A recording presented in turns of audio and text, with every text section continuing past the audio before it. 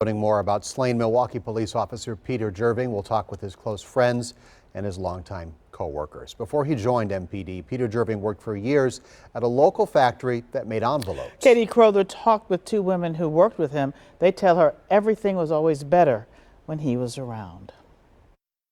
Barb Kurcz and Lynn Ellis are leaning on each other to get through this. They worked with Peter Jerving at Western States Envelope and Label in Butler for more than 10 years. What stood out about him when he first started? His smile.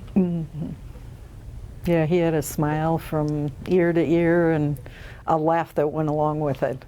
And he gave amazing hugs. We were kind of his mother hens. Yeah, that's... You know, I used to tell him off, and I always felt like he was a son to me. Yeah, people just loved him, and he loved them back. He wanted to learn from you. They were among the first to know when Peter got accepted into the police academy. He had so much to give. He was so energetic and so full of life. And he came to me and said, I've always wanted to be a police officer. They attended his graduation from the academy and were there when he won an MPD Merit Award for saving a life last year. He was so proud to be a Milwaukee police officer. He really did love to do that. And he loved when Barb and Lynn surprised MPD District 4's overnight team with a meal from everyone at Western States.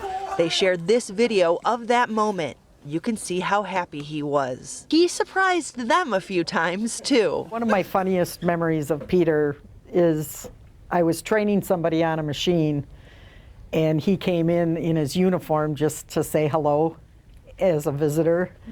And he came over by me, and the girl that I was training thought I was getting arrested. He pulled me over because he recognized my vehicle.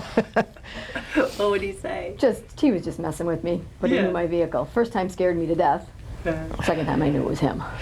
But yeah, that's... Does he get out and talk to you? No, just he'd pull over, wave at me. Oh, I see. Busted. And the laugh that would go with it when he got you is what is the best. They are holding on to those happy memories as they watch a flag raised to half staff in honor of a friend who became family at the place they first met. Katie Kurcz, TMJ4 News.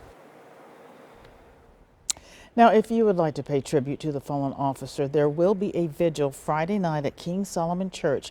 That's expected to start at 6 p.m. Look for updates on the story as they come into our newsroom and on air and TMJ4.com and our streaming platform.